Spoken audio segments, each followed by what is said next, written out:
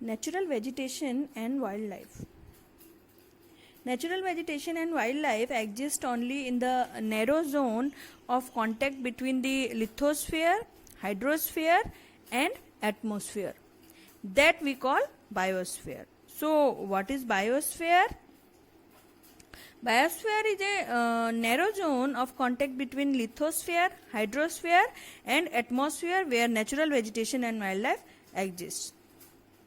In the biosphere, living beings are interrelated and interdependent on each other for survival. This life supporting system is known as the ecosystem.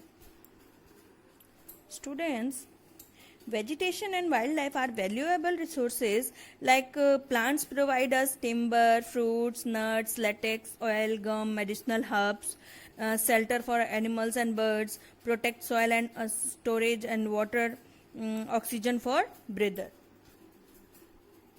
Wildlife provide milk, meat, hides, wool, honey, helps as decomposers, act as scavengers, maintain the ecological balance. The birds feeds on insect and act as decomposers as well. Vultures eat dead livestock and act as a scavenger. They are considered as a vital cleaners of environment. Distribution of natural vegetation. The growth of vegetation depends mainly on temperature and moisture. The major vegetation types of the world are forests, grasslands, shrubs, and tundra. In the areas of heavy rainfall, huge trees may survive.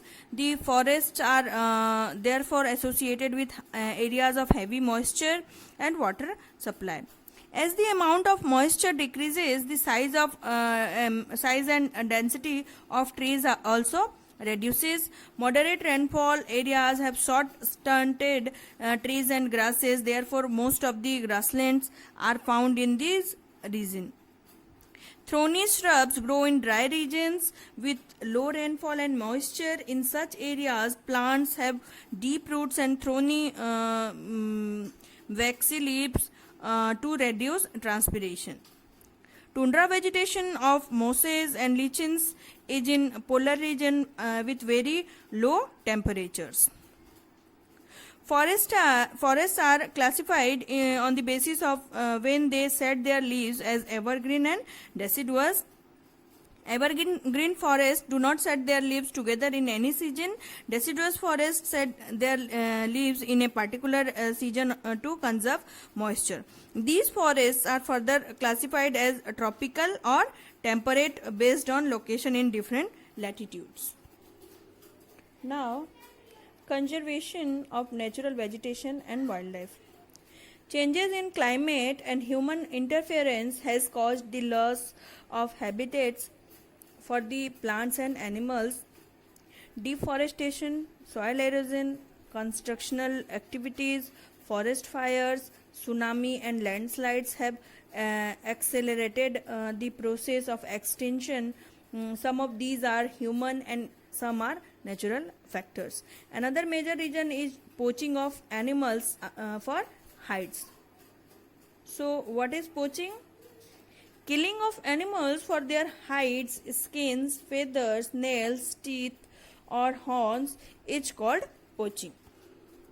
The animals are poached for their skin, hides, nails, teeth, horns, or feathers. Animals like tiger, lion, deer, crocodile, rhinoceros, ostrich, peacock are poached. This results in decline in number of these species. Awareness should be created to conserve them. So, how can we conserve natural resources? We can conserve natural resources like vegetation and wildlife by increasing awareness. National parks, wildlife sanctuaries, and bioreserves, protect them. We can conserve our creeks, lakes, and wetlands. Indiscriminate killing of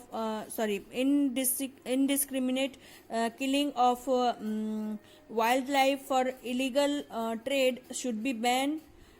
Programs like social forestry and Van Mahotsav should be encouraged. Bird watching nature walk could be made a part of school curriculum.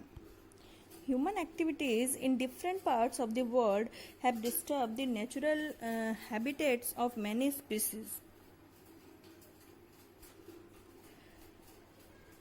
Countries have passed laws against animal trade as well as killing of birds and animals. In India, killing lions, deer, Indian bustard, peacocks is illegal. Awareness programs like Van Mahotsav and social forestry are encouraged. CITES, an international organization, lists several species of animal and birds which trade in prohibited. And the most important conservation is our ethical duty. Students, here do you know what is CITES? That is CITES. CITES is the Convention on International Trade in Endangered Species of Wild Flora and Fauna. C for convention, I for international, T for trade, E for endangered, S for species. It is an international agreement between governments to ensure that such a trade does not threaten the survival of wildlife. About 5,000 species of animals and 28,000 species of plants are protected.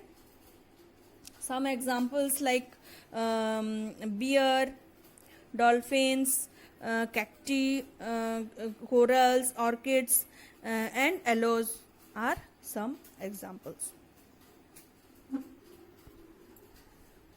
Okay, students, that's all for today. Have a good day. Thank you.